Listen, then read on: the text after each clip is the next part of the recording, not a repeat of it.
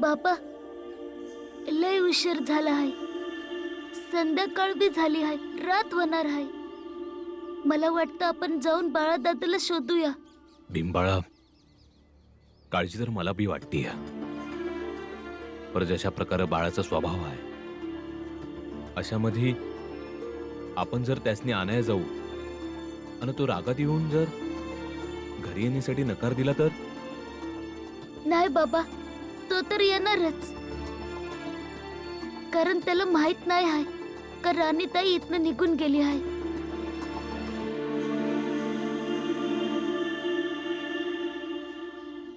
देवाच्या मूर्तीचे चोरलेले डोळे स्वतःकडे ठेवण्याचं पाप तू कसं काय करू शकतोस? देवाच्या प्रत्येक गोष्टीवर सगळ्यात पहिला अधिकार आमचा आहे.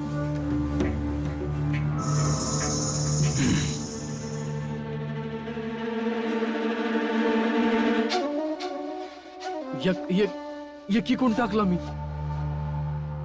काही हरकत नाही.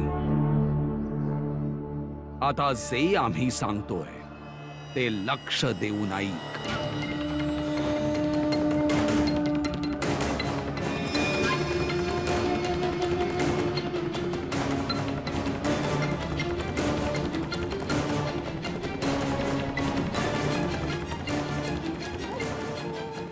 समजलं? वय महाराज, तुम्ही निसंकोचपणे माझ्यावर विश्वास ठेवू शकता. तर मग आता आमच्या निवासस्थानी जाऊन विश्राम कर. वय महाराज, खूप खूप आभार. खूप खूप आभार महाराज.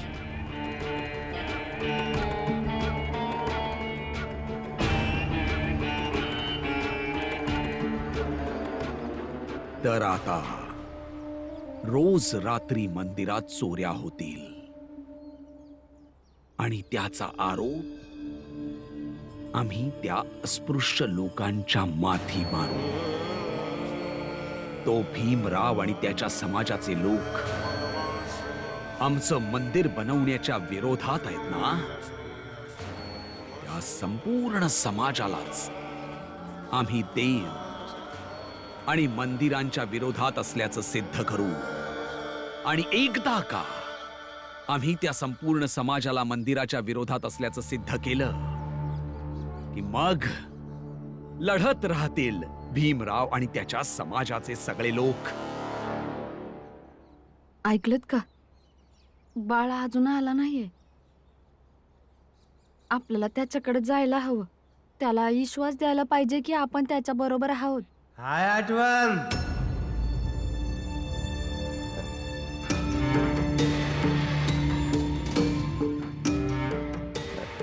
बाळा, बाळा,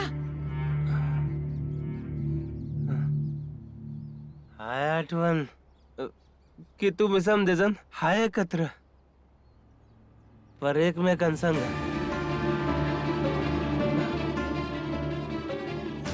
माझ्या विरुद्ध आहे तुम्ही समजे. बाळा, दारू पियालायस का? वय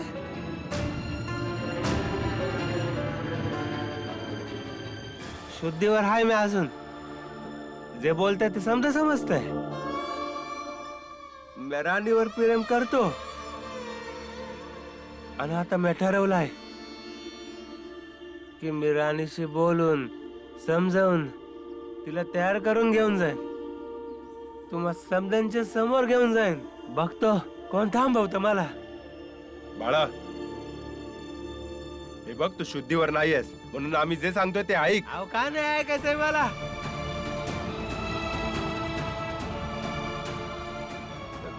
ती खोटारडी तर काय झालं? मी तर तिच्यावर खरं प्रेम केलं ना, म्हणून विश्वास आहे मला. मी तिला समजवलं ना तर ती बरोबर समजेल. राणी, राणी, बाळा दादा, राणी, राणी कुठे दिसत नाही. कुठे गेली असेल? बाबा, बाबा, बाबा, राणी कुठे आहे? मैं विचारतोय ना, राणी कुठे आहे? ती तिच्या नवऱ्यासंग निघून गेली.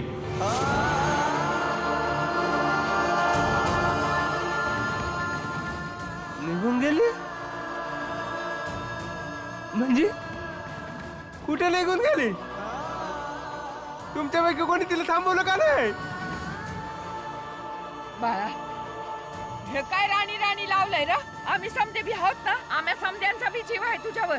आणि राणी तिच्या मर्जीनं तिच्या नवऱ्या बरोबर गेली, मग आम्ही कोण आहोत तिला रोखणारे? अहो, थोडं प्रयत्न तर करायचा होता ना तुम्ही.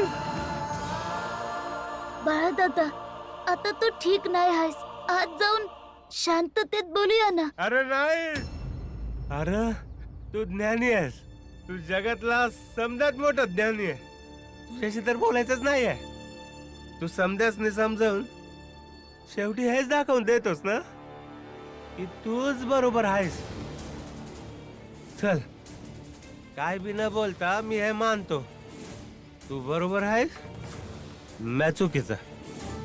हो ना बाबा? घरवाल्यांचा विचार केला तर मॅच चुकीचा, आपल्या फिरमाचा विचार केला तरी मॅच चुकीचा. जर भीम हक्काबद्दल बोलला तर तो भीमराव आंबेडकर. मी आपल्या फिरमाचा हक्क मागितला तरी मी मॅच चुकीचा. बाळा, बाळा समजायच चुकीचा. नाही बाळा, कुणी कुणी काय बी बोलू दे बाळा, म्या तुझ्या संग आहे बाळा. म्या तुला चुकीचं नाही मानत. नाही म्हणत तुम्ही मला चुकीचा? नाही म्हणत ना तुम्ही? अहो, मग थांबवलं का नाही तिला? त्या खोटाड्या बाईला थांबवलं का नाही तुम्ही? थांबवलं असतं, बोलले असते, समजवलं असतं तिला की तिने थांबावं. अहो, जर तिला थोडी जरी लाज वाटली असती ना तर ती मी आल्यानंतर गेली असती. अहो, समजवण्याची संधी तरी दिली असती तिने. बळाचा बळाचा एक गोष्ट सांगू बाबा, तुम्ही ना एक बाप आहे, एक चांगला बाप आहे, पण माझ्यासाठी नाही. माझ्यासाठी तुम्ही एक पक्षपाती बाप आहात.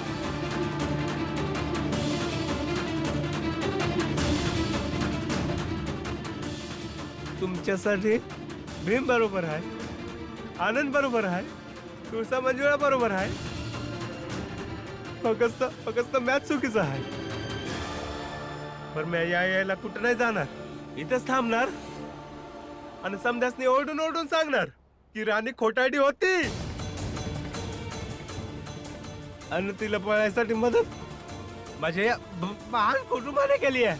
बाळा दादा, तू शांत हो ना. नाही, मी शांत नाही होणार. मी शोधेन त्या खोटारडी बाईला, शोधेन आणि विचारेन तिला की तिने माझ्या संग असं का केलं. आणि मी सांगतोय, कोणी बी मला थांबवायचं नाही. राणे, मला थांब.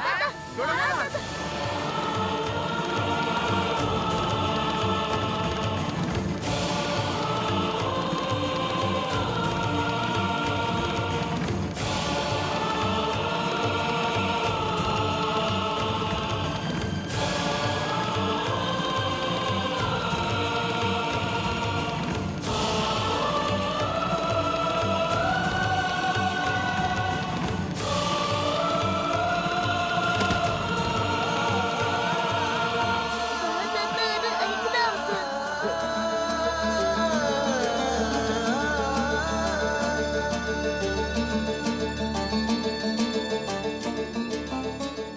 बाळा दादा, शांत हो. वा, खूप छान, खूपच छान. काय सुंदर दृश्य बघायला मिळत आहे. वा, ए भीमराव, ऐक, तुझ्यासाठी एक आता शिकवण आहे. लक्षात ठेव, हे जे तू प्रत्येक गोष्टीला सगळ्यांना सुधारायच्या मागे लागतोयस ना, न्यायाच्या गोष्टी करतोस, नैतिक बंधनात बांधण्याचा प्रयत्न करतो सगळ्यांना, जातीपाती मानत नाहीस आणि जगाला बदलायला निघालायस, तर बघ आज देवाचा चमत्कार बघ तू. आज अशी वेळ आली आहे तुमच्यावर, तुम्हाला सगळ्यांना मिळून बाळाला बांधावं लागतंय. आता बघा ना, विद्वान माणसं यासाठीच तर म्हणून गेलेत ना की जगाची काळजी तुम्ही नंतर करा, आधी स्वतःच घर बघा.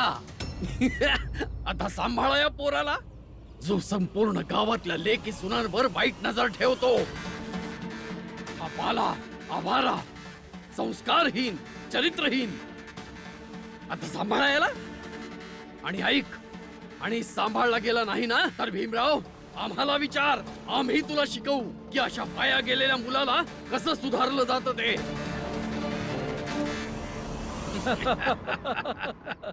पंडितजी, मला माझ्या कुटुंबाला आणि माझ्या पोरांना कसं सांभाळायचं हे चांगल्या प्रकारे ठाव आहे. म्हणून तुम्ही माझ्या पोरांची काळजी नका करू.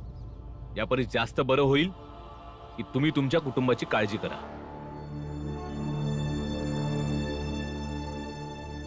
कृपा करून इथनं निघून जा.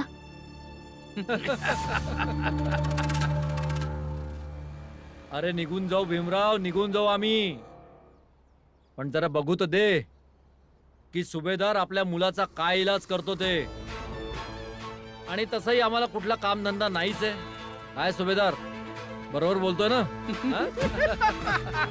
एक लायक बाप आणि त्याचा नालायक पोरगा, या दोघांचा संघर्ष बघण्यात तर खूप मजा येणार आहे. हे बघा, तुम्हा दोघांनी बी इकडनं जायला सांगितलंय ना, मग इथे उभं राहून फालतूची बडबड का करताय? इथून जा ना, स्वतःचं काम करा, जा. जाणार ते, पर असं नाही जाणार ते, कारण का असभ्य लोकांनी लाठी बगर समजत नाही. मंगेश, आपल्या लायकीत राहून बोल माझ्याशी. अरे तुझी लायकी खरकटे भांडे घासायची आहे, कळलं? आणि हे तुझ्या अशा काठीला घाबरत नाही मी. हा, चला पंडितजी, आई यांच्या जातीतला झालाय. अरे याच्या संपर्कात राहिलो ना तर आपल्याला शुद्धीकरण करावं लागेल. चला चला तुम्ही, चला. तुमची लायकी मला लय चांगली माहिती आहे. जेव्हा तुम्हाला लोकांनी भीती वाटते ना, तेव्हा असाच बहाणा करून पळून जातात. होय, तुम्हाला दाखवतोच आता. मंगेश, हट हट, तुम्ही मंदी येऊ नका, वा बाजूला. येऊ नको. तू मारशील, मारशील यांना. मार, मार, मला मार, पण मारण्याच्या आधी एकदा विचार नक्की कर. तू 3 वेळा चहाचं दुकान उघडलं तर कोणी पूजा सांगितली? मी सांगितली.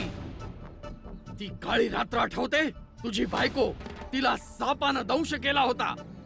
अनेक प्रकारची औषधं करून झाली होती, काहीच फायदा झाला नव्हता. कशी वाचली? मी तिला मंत्रभारित जल दिलं. आठवतंय ना? मारायला आलाय शेठजींना. चला शेठजी. आणि ऐक, जर मी तुम्हा लोकांचं इतकं भलं करू शकतो तर वाईट ही करायला वेळ लागणार नाही. तांदूळ मंत्रवून स्मशानात फेकून देईन. जिथे तू तुझ्या बायका पोरांना लपवून ठेवलायस तिथेच आजारी पडतील. करवून घेशील वैद्यांकडून इलाज, कुठेच फायदा नाही होणार माझ्याशिवाय. ऐक. आणि ऐक, स्वतःच्या लायकीत राहा, नाही तर पंडितजीला सांगून भस्म करून टाकेन तुला. चला पंडितजी.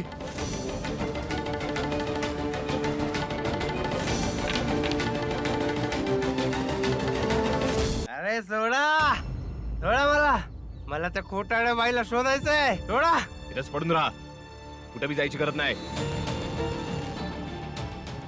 जिजाबाई, जेवणाची तयारी कर. अहो नाही खाणार म्या. नको खाऊ. तुळसा, मंजुळा, ऐकलं नाही? चला तुम्ही लवकर. अरे कोणी बी कुठे नाही जायचं, आधी सोडा मला त्या पोरीला शोधायला. सोडा, सोडा, सोडा मला. सोडा ना मला.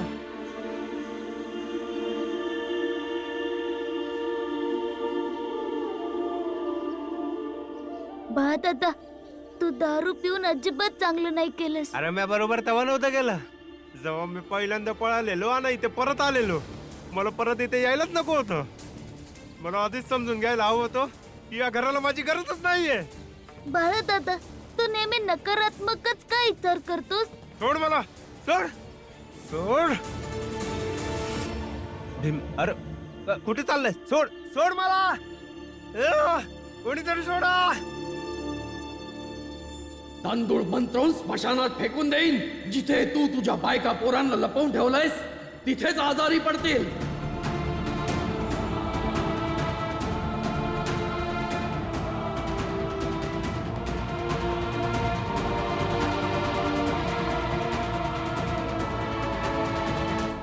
काय झालं काका? भीमराव, आज मनात तर लई राग होता माझ्या, पर माझ्या हातानं साथ नाही दिली माझी. मनात असूनही मारू नाही शकलो त्यासनी. असं काऊन झालं भीमराव? तू बी तर तिथंच होता ना.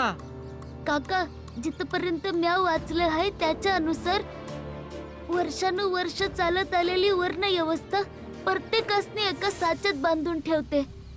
मग कोणी योग्य असो किंवा अयोग्य, जो कोणी बी त्या साच्यातनं बाहेर येण्याचा विचार करतो ना, तर त्यासनी पाप केल्यासारखं वाटतं. कारण कामाच्या आधारावर वर्ण व्यवस्थेला आपल्या सुविधेनुसार धर्माच्या मुकादमांनी पाप पुण्य धर्म अधर्मला जोडलं आहे. प्रत्येक वेळी पापाच्या भीतीमुळं लोकांनी आपल्या नियंत्रणात ठेवतात. आणि तुमच्या संग बी तेच झालं. तुम्ही वर्ण व्यवस्थेची ती भिंत पाडली आहे जी कालपर्यंत तुमच्या आणि आमच्या मध्ये होती. पण पंडितजींना तुम्हासनी घाबरवलं, तर तुम्हासनी भीती वाटली. कारण ती भिंत तुमच्या मनात कुठं ना कुठं हाय. भीमराव, ही मनातली भिंत कशी तुटल बुवा? अशी काठी उचलून पाडल्यानं नाही पडणार ती भिंत. ती तुटल प्रत्येकासनी आपलं बनवल्यानं. पंडित सारखे लोक आणि या समाजाशी संघर्ष करून हिमतीनं आपल्या अधिकाराच्या मागणीनं आणि माणसासनी माणुसकीचं बोध झाल्यानं. पर भीमराव, पंडितजीनं काही गोष्टी बरोबर सांगितल्या होत्या. जसं की माझ्या बायकोला जेव्हा साप चावला होता तेव्हा लई औषधी आणल्या होत्या मी तिच्यासाठी, पर काहीच फायदा झाला नव्हता. पण पंडितजीनं मंत्र पडून पाणी दिलं मला आणि मी माझ्या बायकोला पिऊ घातलं, ती त्यानं बरी झाली आणि खरंच तिचा जीव वाचला. याचा तर काय बी पुरावा नाही आहे का त्या औषधीमुळे काहीच फायदा झाला नसेल. असं बी तर होऊ शकतं ना का त्यातल्या एखाद्या औषधीनं काम केलं असेल आणि पंडितनं तुम्हासनी पाण्यात मंत्र घातल्यानं बायको बरी झाली असं सांगितलं असेल. अवय भीमराव, बरोबर बोलतोय. आणि नीट विचार केला ना तर त्यांची प्रत्येक गोष्ट खोटी वाटेल. काका, चला जेवण करायला जाऊ. बरं चल की.